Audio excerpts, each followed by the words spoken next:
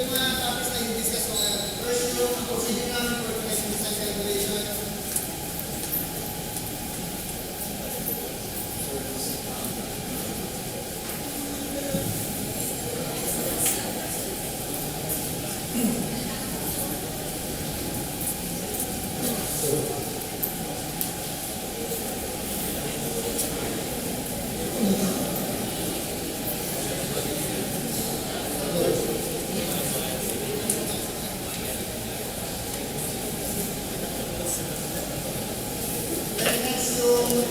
For checking yung shop drawings for shape effective capacity and design compliance. Now, simulan natin sa unang procedure. Yung unang procedure namin sa connection design calculation, ang purpose nito is to provide a systematic approach for connection design calculation, production, providing consistent cost-efficient connection. Now, ito yung mga importante yung part ng connection design namin. First, yung IER. Yung IER, ito, pinaprepare ko ng ma-assign na lead engineer. Tapos, ilalagay niya lahat ng mga makikita niya sa initial review niya. Tapos, pinapadala siya sa US para for comments and advice ng LPM or yung engineering manager namin sa US. Ito, pwede rin mag-include sa detailing para makita nila yung specifications na kailangan with regards to connection design. Ito yung sample ng IER namin. Yan. Engineering basically contains the following. First, yung code specification, whether it is ASD or LRFD. Ito, sample. Minsan, kung isa man nito sa design drawing, sinesend namin siya as an RFI para i-verify kung ano yung dapat na code specification, tapos kung anong edition yung gagamitin. Next, yung material grades, tapos yung bolt and weld information. Pinapakita namin sa IER namin. Minsan, kung hindi malinaw sa design drawing, bine-verify ko sa IER para makapag-comment ng LPM. Tapos, na-discuss din sa connection meeting na yung bolt type, kailangan bine-verify job by job para kasi iba ang preference ng mga fabricator natin. Next, connection type, whether it is bearing type or heat critical. Ito, take note din naman sa detailing. Kasi nilalagay natin yan, base kung ano yung nire-require ng design drawing. Next, yung connection load connection. Ito yung para sa next topic ko, ang may nag-discuss ko, kung percent yung BL na gagamitin na load or given and reaction. Yan, pinapakita namin dyan, yung mga kailangan. Next, yung job requirements and notes. Ito yung mga notes na nakikita natin sa design drawing para makita natin kung ano yung mga nire-require natin ng EOR para sa gagamitin natin sa job. Last is yung engineering RFI para yung case namin. Dito sa course na to, dito namin ilalagay yung mga ini-enumerate namin lahat ng mga kailangan ni RFI para ma-advise ng LPM kung kailangan ba talaga siya ng RFI or yun. Tapos yun sa queries. Ito, nilalagay naman namin dito yung mga tanong namin with regards, pwede rin sa connection scheme, tapos yung mga technical parts ng connection design para sa advice ng LPM tsaka nung engineering manager namin. Now, yung kick-off meeting, yung diniscuss ni Sir Corby kanina, dito dinidiscuss yung content nung initial engineering review namin. Tapos, pwede rin pag-usapan pagka may schedule na kung ano yung mga dapat i-prioritize. Next, ito na yung calculation detail and maps. Ito na yung information na usually binibigay ng engineering sa detailing para dun sa mga job na may connection design requirement. Oops. Ayan yung calculation map. Ito yung calculation map, ano lang siya, mga elevation or framing plan na kinukuha namin sa design drawing para lang ipakita kung anong code yung kailangan gamitin para sa certain joint na kailangan ng connection design. Ito yung isang sample. Tapos yan, once the connection code is determined, mag-move na tayo kung anong sa calculation detail. Yung calculation detail namin, pinapakita dito yung sketch tsaka yung schedule na para ma-design ng detailing kung ano yung kailangan dun sa joint na i-design. Next, ito yung sample ng calculation sketch. Ito yung sample ng calculation schedule namin. Taas. Ito yung medyo mataas.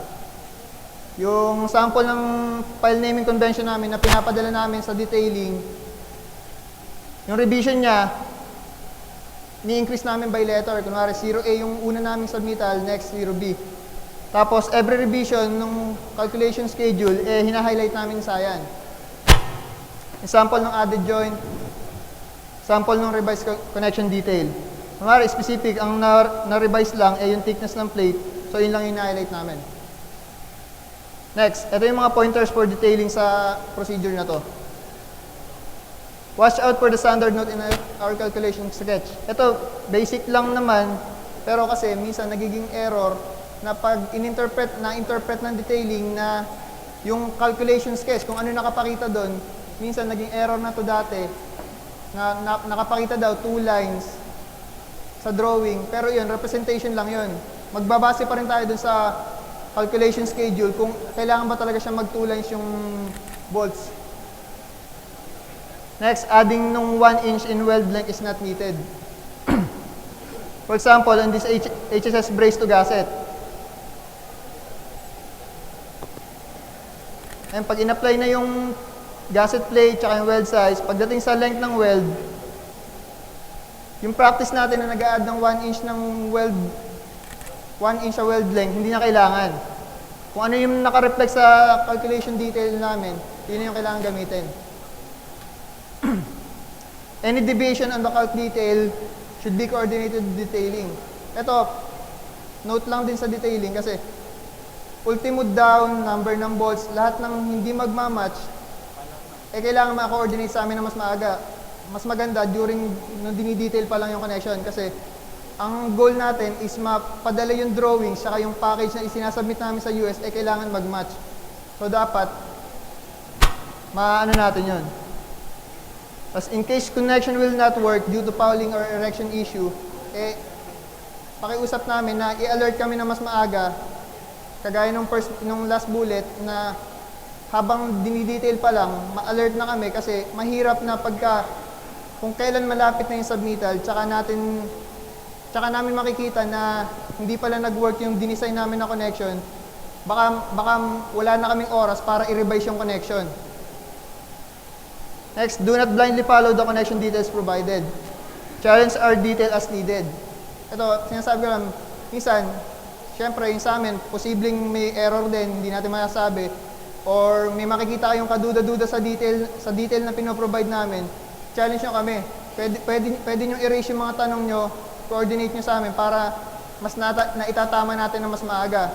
Ang usual na nangyayari dito, yung example, kunwari sa isang brace to gasset connection, isang load lang yon sa kabilang end, 5 rows ng bolt, tapos sa kabila, 10.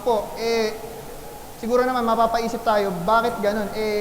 Isang connection lang, parang isang load lang to. So dapat, nare-raise sa amin yun. Parang tulong lang din sa amin. Next, yung procedure for connection capacity. Ito, yung purpose ng procedure na to is to establish procedure for defining the connection adequacy na kino-compare natin yung connection capacity na ilalabas against dun sa percent UDL or given end reaction. Dito sa procedure na to, inaano rin yung para ma-obtain natin yung approval ng EOR para dun sa mga percent UDL na mas greater dun sa capacity na pinaprovide natin. Ito naman yung mga importanteng parte ng procedure ko. Segregation of drawings. Basically, sa segregation of drawings, natin lang siya dalawa. Covered ba siya ng AdConnex or SDS2 or not covered? Para sa covered, ito, alam na naman na siguro natin lahat to na detailing yung responsible sa pag-provide ng connection capacity para dun sa mga covered ng SDS2 using yung SDS2 design. Tapos, kung para sa Tekla or CAD, gamit yung AddConnex. And note lang for connections na covered ng AddConnex, kailangan nating ipadala yung mga drawings para sa AddConnex team para sa review nila. Mamaya, i-discuss ni Maylin De Leon kung yung specifics ng paggamit ng AddConnex sa shear connection. Tapos, yung not covered by SDS or AddConnex, as usual, engineering na yung magpo-provide ng capacity para sa inyo nun. Next, shear load consideration. Ito, nabanggit ko to sa IER. Elaborate ko siya ngayon. 10% UDL. This will depend on the job specification or steel notes. Ito yung sample na binibigay sa design drawing. Sa sample na to, nire-require niya na gumamit ng 50% UDL for non-composite and 75% for composite. Minsan, paiba-iba yan. So, tingnan na lang din natin yun. Now, given R. This is usually shown on the framing plan. Or sometimes, schedule per beam nominal depth. Detailing may refer to the IER for this information. Next, yung tanong tayo sa application, kung paano ina-apply sa drawing yung connection capacities. Sa percent UDL, designing for percent UDL may end up with a heavy connection. And sometimes, magre-require siya ng mga web reinforcement. Kaya, nagsasend kami ng standard RFI namin to verify yung shop drawing procedure natin wherein inire-request natin na i-verify na lang yung mga capacities na bababa dun sa percent UDL, lalo dun sa mga short span beam. Tapos, pinapa-verify siya during dun sa approval drawings. Sisilip po kayo dito. And standard connection. Meaning yung standard connection, ipoprovide lang natin sa connection natin minimum diameter ng bolt. Nagpupula yung... Tapos, minimum connector thickness. Tapos, magpo-provide lang tayo hanggang dun sa Bali, magpupula siya. magkakasya lang na number ng row sa Hindi nyo muna beam.